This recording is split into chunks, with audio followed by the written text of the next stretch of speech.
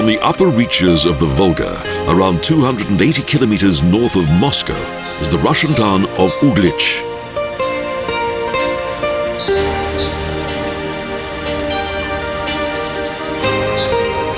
Each day, boats bring tourists here from each corner of the world to visit this place of colorful Russian history.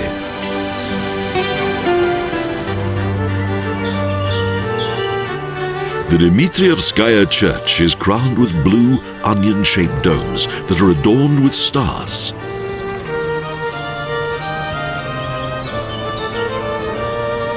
It was built in 1692 out of stone and replaced a wooden church.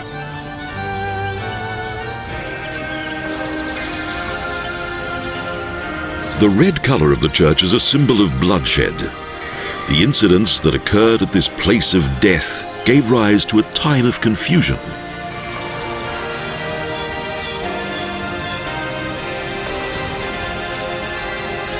Following the death of Ivan the Terrible, his wife and son Dmitri moved to Uglič.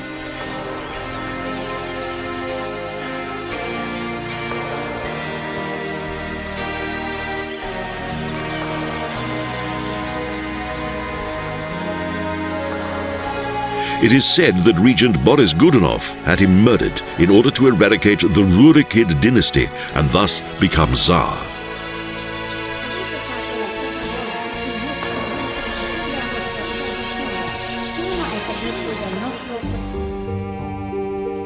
The interior features religious frescoes and motifs of the life of the Tsar's son, who, since his death, was worshipped as a saint.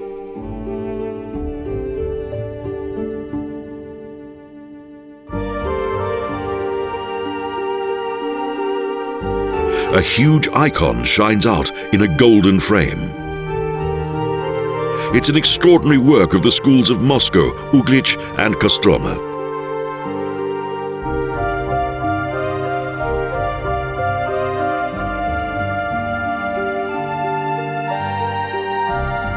Everywhere are illustrations of the mysterious death of the heir to the throne on the 15th of May, 1591.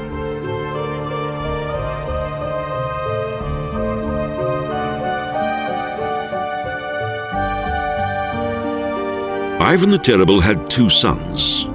The eldest, Fjodor Ivanovitch, was thought to be insane, but was crowned anyway and was supported by Boris Godunov.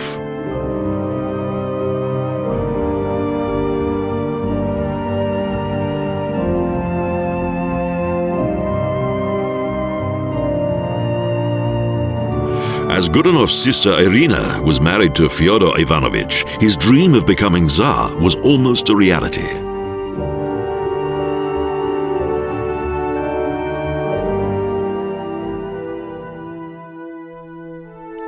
However, the younger son, Dmitri, was intelligent and was raised by his mother, Nagaya, in the Uglič Kremlin.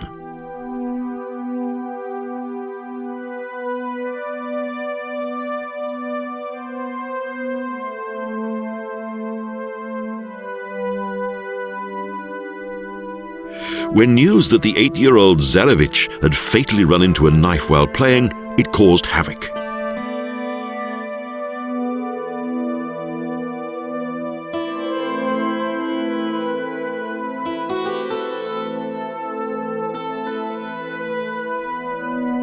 The bells of the Kremlin rang out loudly.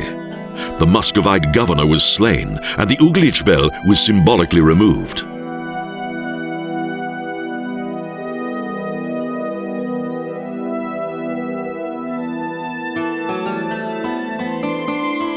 "300 years later, the symbol of the Dimitrijevskaija Blood Church was returned to the place in which the savage deed had taken place.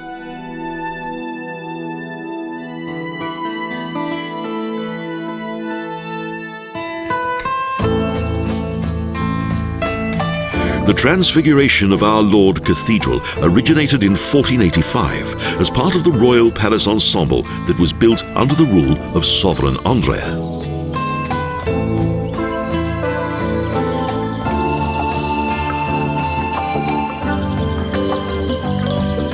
At that time, Uglič enjoyed national importance as a major trading center and manufactured its own coinage. its people lived a peaceful life.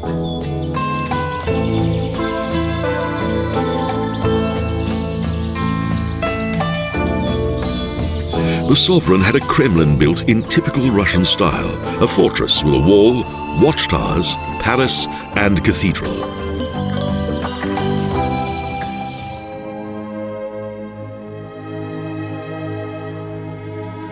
The icon of the Transfiguration of Our Lord Cathedral is a fine sight in all of its typical Russian Orthodox splendor, a wall full of icons in golden frames.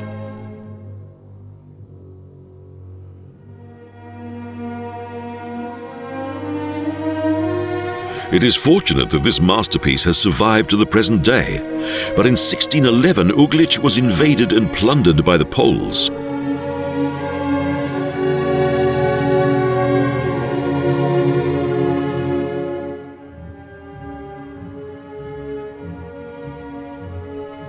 Around 40,000 people were killed, including the inhabitants of 10 monasteries and 2 nunneries.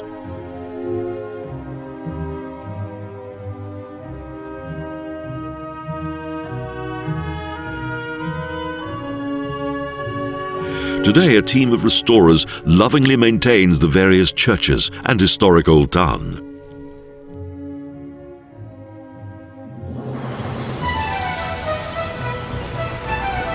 The green and calm waters that flow round the peninsula of the Dimitrijevskaija Church indicate what must have been the feeling of remoteness of the first settlers to come here.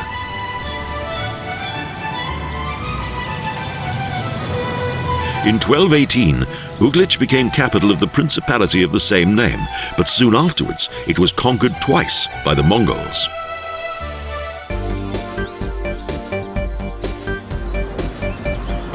During their final invasion, the Mongols massacred the people and burned down the buildings. The survivors either escaped into the forest or were taken as slaves.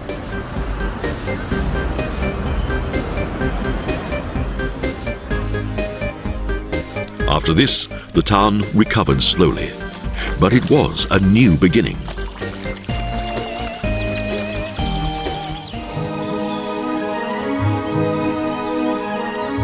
Since 1218, Uglič has been an independent principality, and due to its harbour on the Volga, it gradually grew in both prosperity and influence.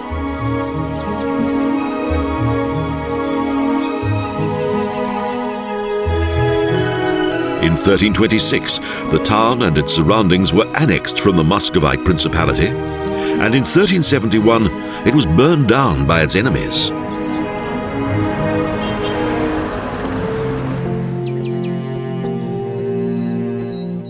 Following this, it experienced a revival of fortune under sovereign Andrei, and finally, under the rule of the Russian Tsars.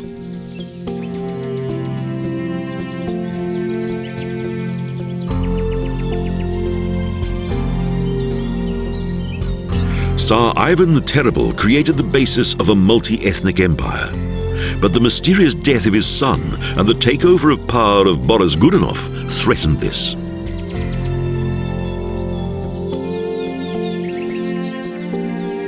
Subsequently, the Romanov Dynasty ruled for 300 years.